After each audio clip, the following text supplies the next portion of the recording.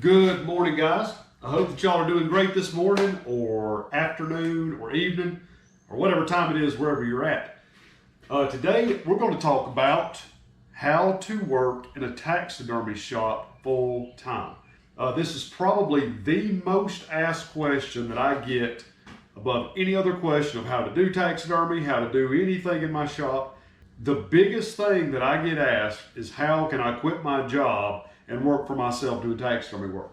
Very loaded question, and it's really complicated depending on the individual, but I'm going to kind of break it down for you. I've made a couple of notes here so that I don't have to do all the math in my head because, I'm a taxidermist, not a mathematician.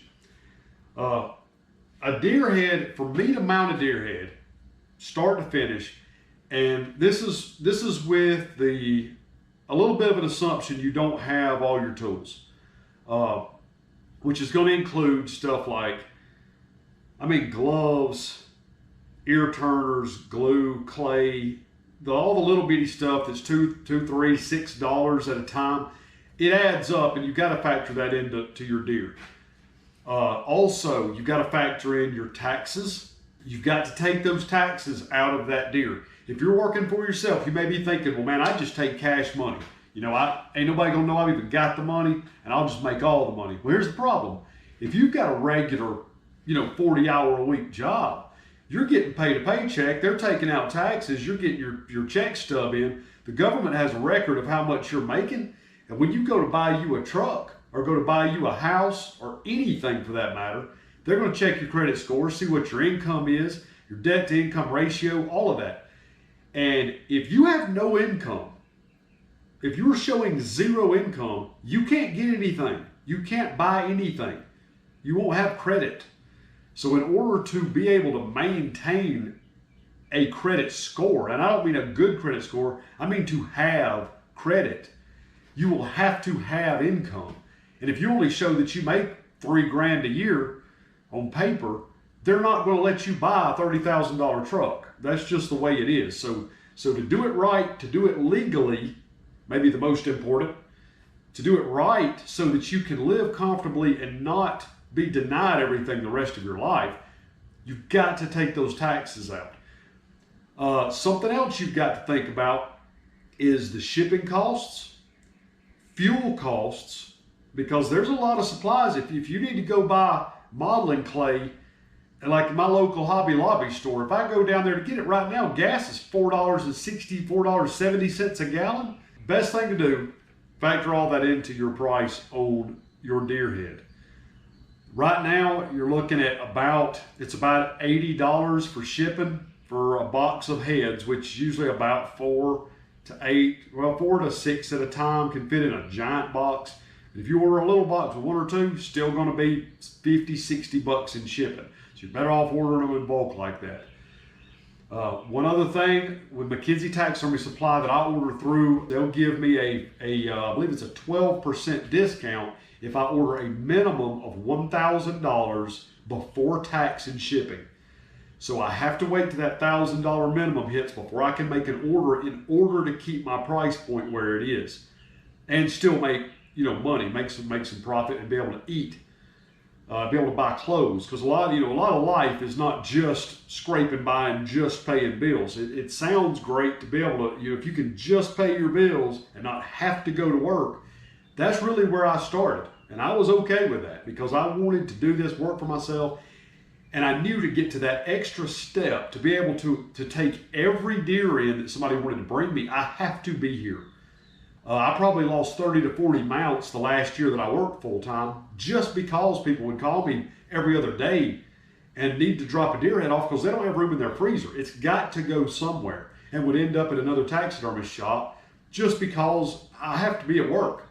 So now that I'm here, it just immediately, my business, it went up by probably a third the first year that I quit my job just because I was on site. But anyway, let's get back to the numbers. If you decide to charge $500 for a deer head, which right now is cheap, at least in Alabama, right now a deer head costs me about $300 just to get the supplies, just my cost. that isn't factoring in any labor. That's not paying me for my time at all. That's just cost and tax. It's going to cost almost right at $300 just to mount a customer's deer. So assuming you charge $500, you're looking at that's $20,000 a year in take-home pay that you're going to make if you do 100 deer heads a year. 100 is a fairly good number, I think, to shoot for. I think last year I did about 130, maybe a little over that. My average, I can average about 3 deer a week, which is moving as fast as I can go just about. I mean, that's churning them out pretty good. And that's going to put you about, I think it's about 150, 156 deer a year. The problem you run into with that 3 deer a week average is that during deer season, if you're taking in 5 to 10 deer a day sometimes, you're having to cape heads, cut horns off, clean the skull plates, all this different stuff. You're not able to just mount deer heads and tan hides, all deer season. So you kind of run into a stopping point for a few months, and then you can take off again. There's weeks I may mount 7 or 8 deer in a week when it's not deer season. My average just equals 3 at the end of the year. So what that comes out to, doing the math, if you haven't done it in your head already, that's $1,700 a month. Okay, that's about the same as like Social Security. So most people will not get out of bed for that. And that's charging $500 for a deer head. That's a pretty good amount for a shoulder mount, especially if you're new at taxidermy. I mean, the guys that are exceptional are only getting $700. So I mean, it's $500 is a pretty good price to pay for subpar taxidermy work. So I mean, if you're doing a pretty good job and you get $500, that's still only going to get you $1,700 or just under. It's like $1,666 a month, which is $417 take-home pay a week. All right, all that being said, my wife, luckily, loves to work. I mean, she doesn't love to have to get up and go to work, but she will not stay home. She hates not working. We don't have kids. So that's a huge expense that I understand a lot of people pay. We chose not to have kids. We just enjoy working and doing what we do. So that being said, that's a huge expense that we don't have to come out of pocket for. Something else, since my wife works, I was able to quit my job when all we could do was just make enough to pay bills. So for me to get from point A to B, we went through a year's time that was pretty tough and tight on money for me to get that jump for this past year, really, to be able to make money to where we can start getting comfortable again and actually, buying some things that we would enjoy, taking a few extra trips a year, stuff like that. So I'm very grateful for my wife working. Not only that, it gives me health insurance. So she has got our insurance at work, so I don't have to come out of pocket out of what I make in this shop. Hands down, if she were to quit or lose her job, immediately I'd have to go up $100 a head on my deer just to pay health insurance for me and her. I mean, absolutely no question about it.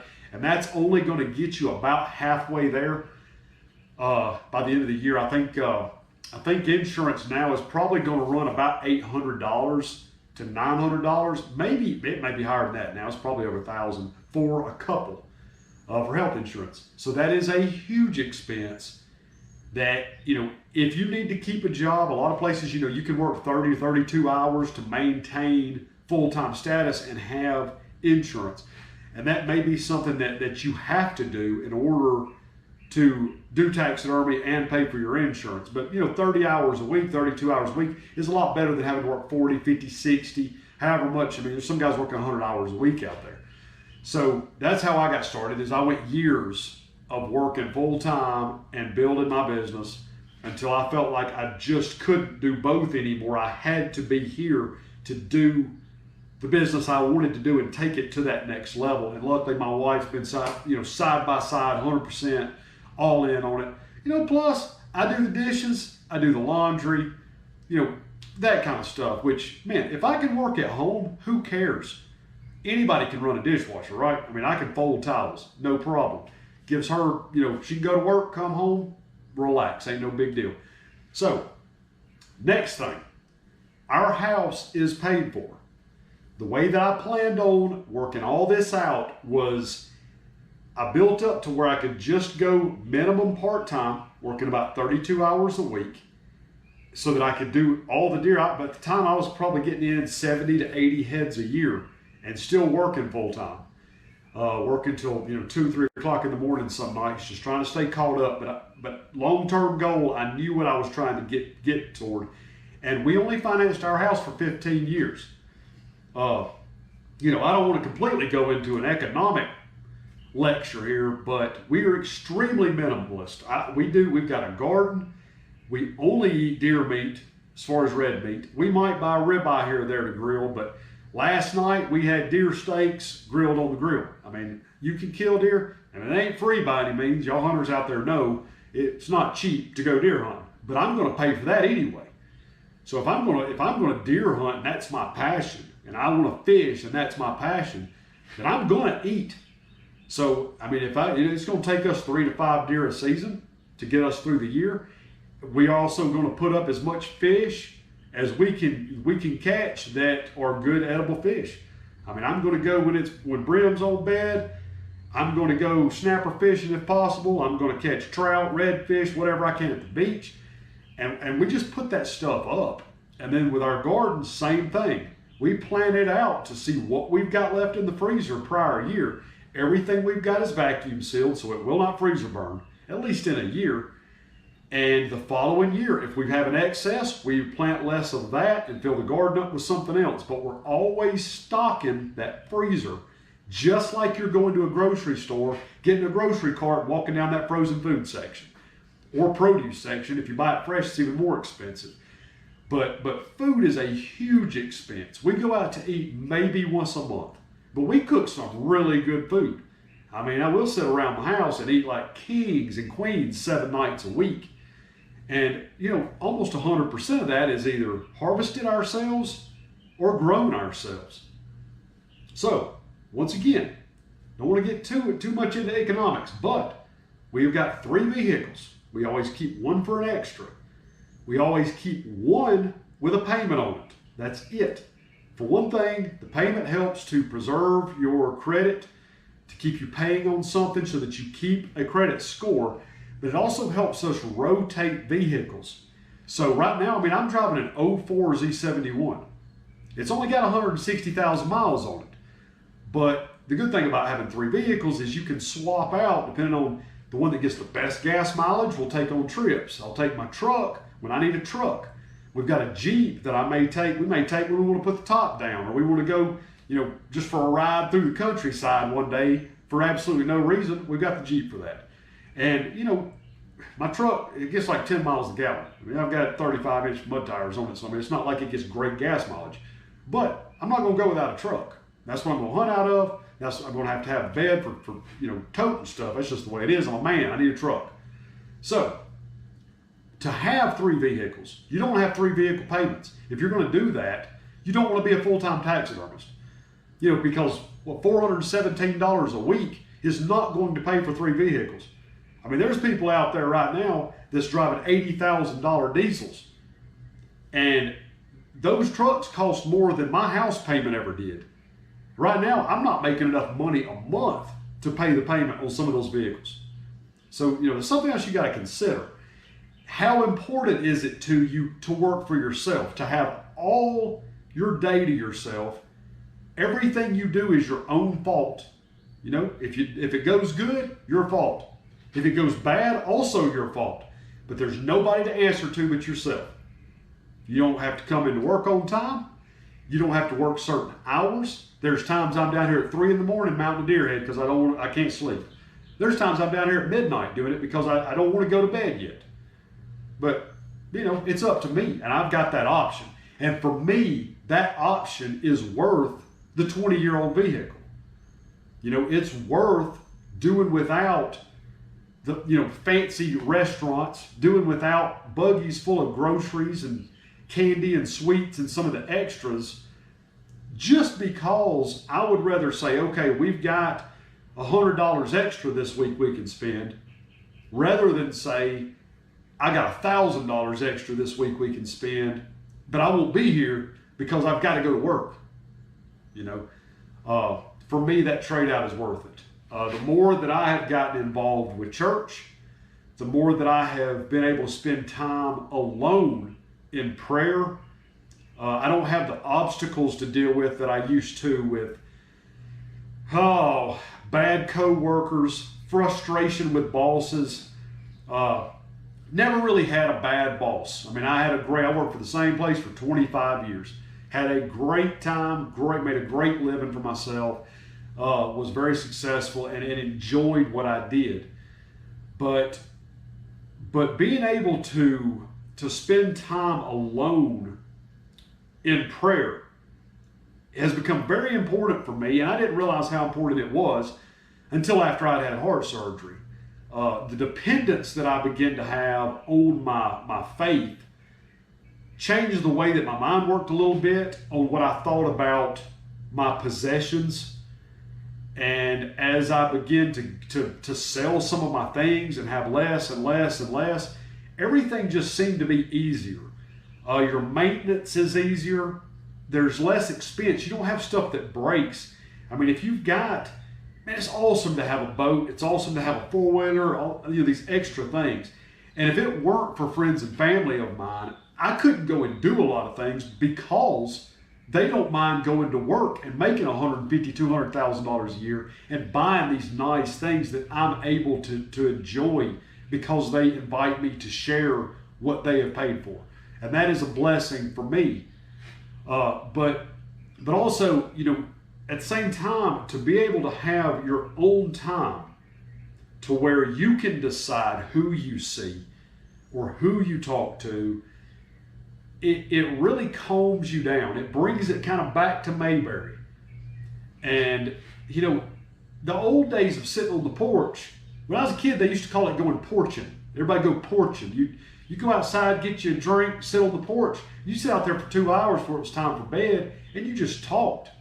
I mean, you talked about hunting setups. You talked about where the fish were at last weekend. What you're going to cook the next night. Whatever. And it was a wind down time, but it was also very personal, and it didn't involve a lot of people. And nowadays I'm as guilty as anybody else about social media. I enjoy social media. I like the interaction with people that I don't get to see. I enjoy being able to not show off, but I enjoy being able to share what I do with other people. It's very fun to me. I don't like doing stuff in secret alone when it comes to fishing and hunting and that kind of thing. I'm not real secretive. I don't like that I want it all for myself mentality. I like to share the enjoyment of it with friends, family, y'all. That's why I video happen what I do. But there again, if you've got to go to work every day and, eventually you start getting burnt out and you end up having to work with one or two people that you just don't want to see them every day. You can't stand seeing their face. I mean, when you wake up, it's the first thing you're thinking about. Well, eventually, your mind starts to wander. And I'm a Christian. Now, my mind needs to be on God and on heaven all the time. And it is not. I mean, I don't think any Christian's mind is. But Christian or not, if your mind gets off in that wrong direction, which happens so often nowadays, you begin to get into that anxiety and depression mode. You begin to drink more often. You begin to smoke more often. You begin to compensate by trying to shut out those things that you don't want to think of on a daily basis. And, not to get too far off subject, but for me, the little bit of money that I'm able to make here and the little bit of a living we're able to make in our beautiful little piece of the world is worth the changing of my mentality in order to help me be happier and be grounded and develop roots for my family, for my God, for my community. There's things now that I'm able to do for people.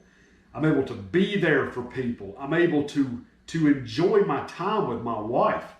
I mean, I'm not getting home at 8 o'clock at night. And like I said, down here in this shop, I mean, I worked a lot to be able to pay everything off as early as possible. And there were times, we may go several days, we would even see each other just because she's at work or I'm working or whatever. And since I was able to quit and start doing this full time, there is nothing I would trade in the world for my time. And that's probably the number one thing that I have learned. So if there's anything that you take away from this, sit back and take a deep breath and think about that feeling you get when you're at your favorite place. Whether it's sitting on the beach or up in the mountains or in a tree stand, in the boat on a lake, wherever it is. Think about that feeling that you get, that rare little time where you're alone and your mind relaxes and you're happy and you remember what that feels like from when you were a little kid.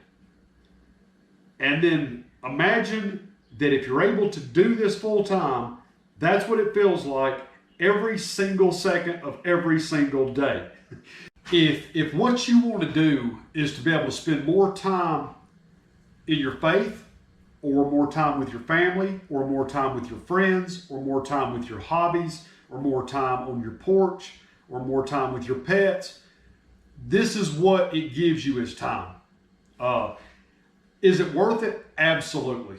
For me, there's no telling what kind of check I would have written to be able to buy more time off when I was working full time.